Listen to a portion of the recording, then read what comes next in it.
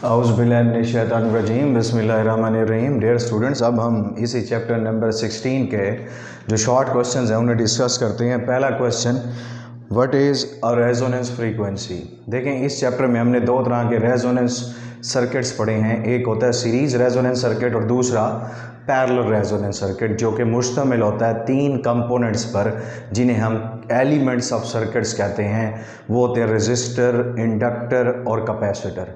और हम जो यहाँ पर पढ़ने जा रहे हैं रेजोनेंस कंडीशन को, वो ये है कि रेजोनेंस का बेसिक पर्पस या मकसद साइंस के अंदर या फिज़िक्स के अंदर वो है मैचिंग ऑफ फ्रीक्वेंसी। तो जिस वक्त सर्किट के साथ आप सोर्स लगाते हैं जो हमें अल्टरनेटिंग करंट सप्लाई कर रही होती है उस सर्किट को, और ये भी याद रखिएगा ये सोर्स जो फ्रीक्वेंसी सप्लाई करती है एसी की वो चेंज होती है। अगर वो लो से हाई हो, हाई से लो हो, तो करंट और वोल्टेज का रिस्पांस भी चेंज होता है। तो इसलिए इन रेजोनेंस सर्किट्स को हम फ्रीक्वेंसी रिस्पांस सर्किट्स भी बोलते हैं। तो अब यहाँ पर बात करते हैं रेजोनेंस फ्रीक्वेंसी की। In between the low and high frequencies there will be a resonance और simple frequency omega, जिसे हम एंगुलर फ्रीक्वेंसी कहते हैं, at which XL and XC inductive reactance as capacitive reactance both are equal. This condition is known as resonance.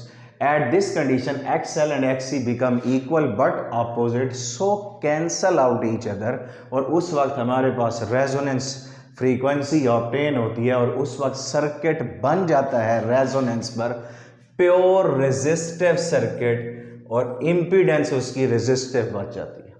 ये है resonance frequency की condition. इसे intermediate frequency भी कहते हैं। और देखें, इस फ्रीक्वेंसी को हासिल करने के लिए मैचिंग हुई, और मैचिंग किसकी हुई? रिएक्टेंसेस की, जो इक्वल एंड अपोजिट होती हैं और कैंसिल कर देते हैं। और उसके बाद दो तरह के सर्किट्स हैं रेजोनेंस। एक एक्सेप्टर सर्किट, जिसे सीरीज रेजोनेंस सर्किट कहते हैं, क्योंकि रेजोनेंस पर एक्सेप्टर सर्किट में करंट बढ़ जाता है, और जबकि पैरेलल रेजोनेंस सर्किट को रिजेक्टर कहते हैं क्योंकि उसमें करंट कम हो जाता है। उसके बाद next question, explain the condition under which electromagnetic waves are produced from source.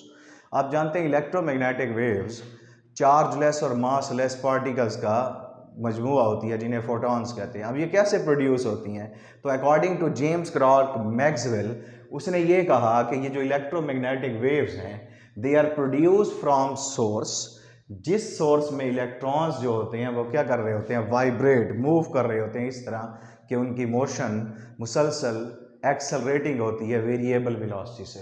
Electromagnetic waves are produce, basic sources क्या हैं? ऑसिलेटिंग इलेक्ट्रिक फील्ड, मतलब इलेक्ट्रिक एंड मैग्नेटिक फील्ड दोनों क्या हो रही हैं? चेंज हो रही हैं। एक बढ़ रही है, एक कम हो रही है, दोनों चेंज हो रही हैं। सर्कुलेटिंग चार्जेस, ऐसे चार्जेस जो कि वायर जो कि सर्कल में हो उसमें मूव कर रहे हैं और चेंज हो रहे हैं मुसलसल। और उसके बाद चेंजिंग करंट, ज़ाहिर है चार्ज चेंज होंगे तो चार्जेस का बहाव ही करंट प्रोड्यूस करता है। तो जब करंट चेंज होंगे तो फिर इलेक्ट्रिक एंड मैग्नेटिक फील्ड्स भी चेंज होंगी।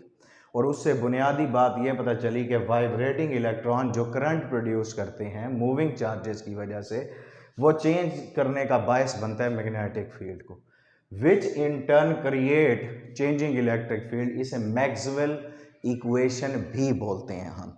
तो ये बेसिक सोर्सेज हैं जो कि इलेक्ट्रोमैग्नेटिक वेव्स को प्रोड्यूस करने का बायस बनते हैं, और उसके साथ चेंजिंग फ्लक्सेस भी।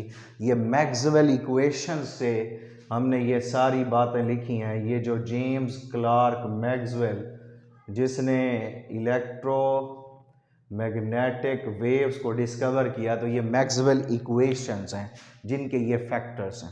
आप एक्स्ट्रा इसमें ये बातें भी लिख सकते हैं। नेक्स्ट है, what is a principle of metal detector. Metal detector basically ये हमने जो पैरेलल रेजोनेंस सर्किट पढ़ा है उसी का बेसिक प्रिंसिपल है। और देखें, मेटल डिटेक्टर के अंदर दो एलसी सर्किट्स होते हैं। रजिस्टर को छोड़ दें क्योंकि रजिस्टर एसी कंपोनेंट नहीं है, क्योंकि उसके अंदर से अल्टरनेटिंग करंट जब गुजरता है तो current and voltage both are in same phase. और अब बात करते हैं एलसी ऑसिलेटर की, जिसे हम इलेक्ट्रोमैग्नेटिक ऑसिलेटर कहते हैं। This oscillator is just like mass spring system. जैसे मास और स्प्रिंग ऑसिलेट करते हुए मास अपनी एनर्जी स्प्रिंग को देता है और स्प्रिंग अपनी एनर्जी मास को, वो इसी तरह से इंडक्टर और कैपेसिटर भी, जिस वक्त कैपेसिटर चार्ज होता है तो इंडक्टर डीमैग्नेटाइज होता है, जिस वक्त कैपेसिटर डिस्चार्ज होता है तो इंडक्टर चार्ज होता है, मींस मैग्नेटाइज होता है और एनर्जी उससे लेता है, तो एनर्जी ऑसिलेट करती है। और ये मुश्तमिल होता है दो इस जैसे सर्किट्स पर, एक मेटल डिटेक्टर में आगे लगा होता है सर्किट और एक पीछे लगा होता है, दोनों एक ही जैसे होते हैं और दोनों की इंडक्टेंसेस सेम होती हैं, वो वर्क करते हैं अंडर रेजोनेंस, जब XL और XC क्या होंगे बराबर, और उस वक्त फ्रीक्वेंसी कौन सी होगी, रेजोनेंस। और इनिशियली जब कोई मेटल डिटेक्टर के करीब नहीं होगी तो FA और FB मींस दोनों ऑसिलेटर्स की फ्रीक्वेंसी सेम होगी और उस वक्त नो टोन और बीट विल बी हियर्ड। लेकिन जैसे ही मेटल को करीब लाएंगे होगा क्या, when metal brings near the oscillator या मेटल डिटेक्टर, जिसके दो सर्किट्स थे, तो पहला जो सामने होता है उसे सर्च कॉइल कहते हैं, उसको B से रिप्रेजेंट करते हैं, और जो पीछे होता है उसे A से, तो उसकी इंडक्टेंस डिक्रीज होती है मेटल के आने से और उसकी फ्रीक्वेंसी रेजोनेंस फ्रीक्वेंसी के मुताबिक ये होगी, LB डिक्रीज होगा तो FB इंक्रीज होगा, और अब उनकी बीट फ्रीक्वेंसी जो कि डिफरेंस होती है जीरो नहीं होगी, जीरो से ग्रेटर होगी, और टोन जो है वो हमें सुनाई देगी, जिससे हम डिटेक्ट कर लेंगे कि वहाँ पर कोई मेटल मौजूद है। नेक्स्ट है write down the characteristics of parallel resonance circuit.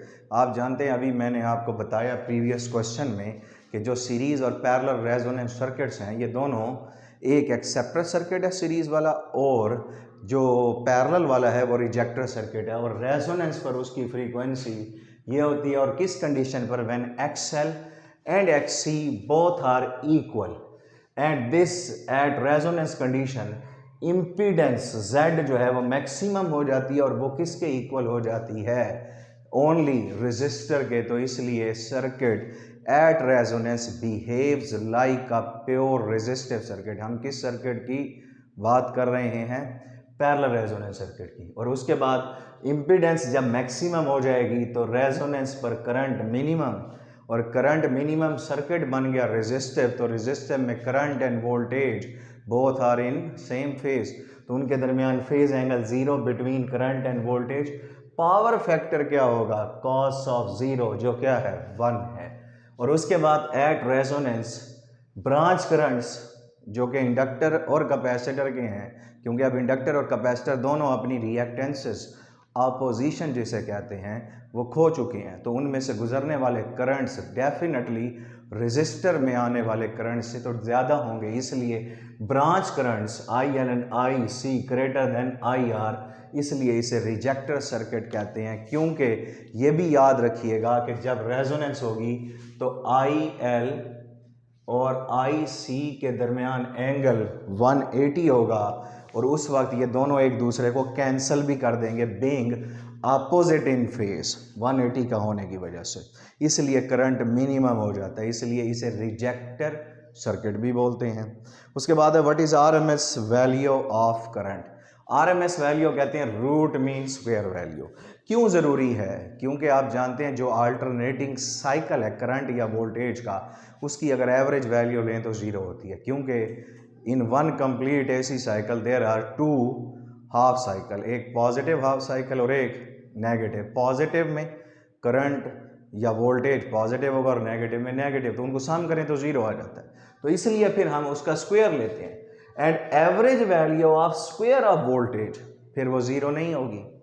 It is not zero because the value of square of voltage is positive even if the negative value of V, तो मतलब पॉजिटिव हाफ साइकिल में तो वो positive होगी ही, लेकिन negative half cycle में भी वो पॉजिटिव हो जाएगी। इसलिए ये याद रखें, RMS value is a property of an half cycle, जो कि जब रेजिस्टर में से गुजरती है तो वो उतना ही असर या हीट प्रोड्यूस करती है जितना DC करंट जो है वो प्रोड्यूस करता है। तो इसलिए there is no difference between RMS value of current और voltage as compare to direct current और वोल्टेज। इसलिए अब मीन स्क्वायर वैल्यू कैसे लेंगे, मिनिमम वैल्यू, मीन स्क्वायर का मतलब स्क्वायर है, तो हाफ साइकिल में मिनिमम वैल्यू 0 और मैक्सिमम का square V0 square, divided by 2। ये पॉजिटिव के लिए भी है, नेगेटिव के लिए भी है, क्योंकि पॉजिटिव के लिए तो ज़ीरो है ही, ज़ीरो तो दोनों साइकिल में होगा ही मिनिमम वैल्यू पे।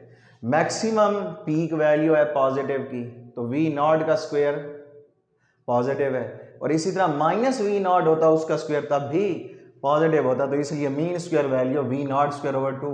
और इसी मीन स्क्वायर का क्या लेते हैं आप, स्क्वायर रूट। तो square root of mean square value तो वो बन जाएगी रूट मीन स्क्वायर वैल्यू, और वो आ जाएगा V nought over under root 2, और I R M S is equal to I nought over under root 2। उसके बाद है draw phase diagram for the AC through an inductor. ये एक फेज डायग्राम आपके सामने शो हो रही है, जिसमें ब्लैक लाइन रिप्रेजेंट कर रही है करंट को, जो कि चेंज हो रहा है टाइम के साथ, और उसके फेजेस भी हैं। और ये जो रेड वाली लाइन है ये रिप्रेजेंट कर रही है वोल्टेज को, जो कि चेंज हो रहा है डिफरेंट फेजेस के साथ। और अगर इन दोनों को कंपेयर करें तो पहला वो पॉइंट जहां P और O है, या मैं लिखता हूं O एंड P, दूसरा है A और Q, तीसरा है B एंड R, उसके बाद है C एंड S, फिर उसके बाद है D एंड T। ये तमाम वो पेयर ऑफ पॉइंट्स हैं जो शो कर रहे हैं कि voltage leads the current by a phase of pi by 2 radian, या उसे मैं क्या बोलूंगा 90 डिग्री। तो ये फेज डायग्राम आपने बनानी है, और इसको सही तरीके से बनाने के लिए इसको आप 4 क्वार्टर साइकिल्स में डिवाइड कर दें, और फिर उसके साथ मैच करते जाएं इनको। तो ये आपके पास वेव या फेज डायग्राम आएगी। अल्टरनेटिंग करंट जो कि पास होता है इंडक्टर में से, तो वो लैग करता है, इंडक्टर करंट को लैग करवाता है, कैपेसिटर लीड करवाता है। तो ये हो गया कंप्लीट हमारे आज के short questions. Thank you very much.